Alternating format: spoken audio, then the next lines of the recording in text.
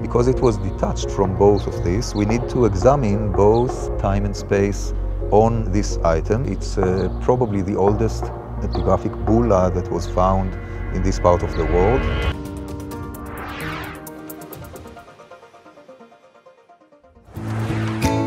Whenever a new discovery is made, it's the job of archaeologists to identify and authenticate the items. This can be a more complex process than you might imagine. And Professor Yuval Goren at the Ben-Gurion University is an expert in it. Shalom Yuval.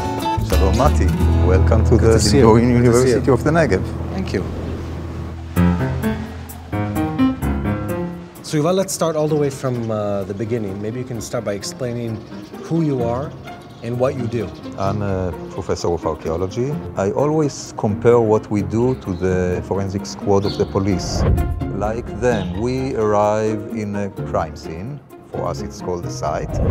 We collect evidence, and we need to explain what actually happened there. So you work not in just general archaeology. What you do is help add data, help add a timeline, help add information to the artifacts found in the ground. Yes. Remember the bulla, the ancient impression of a seal that we saw earlier? Once a bulla is identified and authenticated by someone like Yuval, it can provide direct physical evidence for the people and stories we read about in the Bible. How long does it take between the time where you get a sample until the time you can actually give some kind of conclusion on what you found? Even within a few minutes, we can do the interpretation. Sometimes it takes days. Bullas are incredibly important archaeological discoveries, and we find them all over Israel, sometimes in very unexpected places. Now we'll go to the lab. This is where the real work happens, huh? Yes, part of it. There used to be a Bedouin market in Beersheba. They sold all kinds of clothing and all that. An emeritus professor of this university walked one day in the Bedouin market, and a dealer there showed him this bulla, and he bought it for 10 old shekels. He thought that because of the price, it must have been a replica, until he showed it to another emeritus professor of this university, who thought it might have been authentic. And he advised him to give it to me for examination. Let me show you what it looks like under the microscope.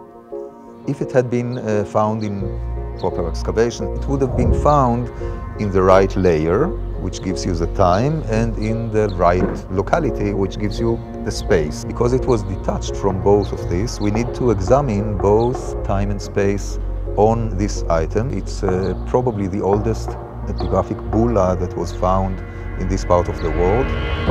You can identify the type of clay, the composition of the clay on which the seal was signed.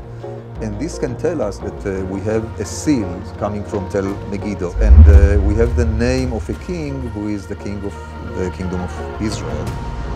You say that in passing as if it's an obvious thing. Yes. But in that one sentence, you add in so many layers of information. It has writing. The writing fits the time. It has a name. The name fits the time. It has a picture. The picture fits the time. Now the mineral content. The clay looks like a clay from this place. It becomes almost impossible to completely discredit it, because there's so much surrounding evidence to the artifact. Yes. It helps put everything in place geographically, the Northern Kingdom, Israel, the time, the name of the king, the name of the people in that administration. Yes. I think what's unique about this story is that it exemplifies how sometimes these findings are found in a very roundabout way.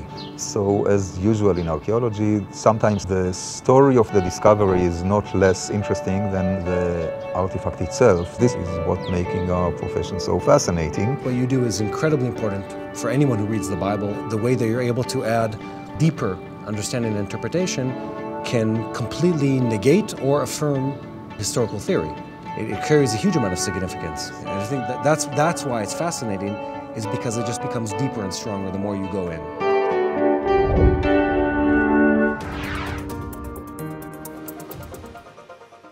Thank you for joining us as we provide a spiritual insight of what God is doing in Israel and in the Middle East. If you want to learn more about what God is doing in Israel, make sure to visit us on our webpage and follow us on social media. Shalom, and God bless you from Jerusalem.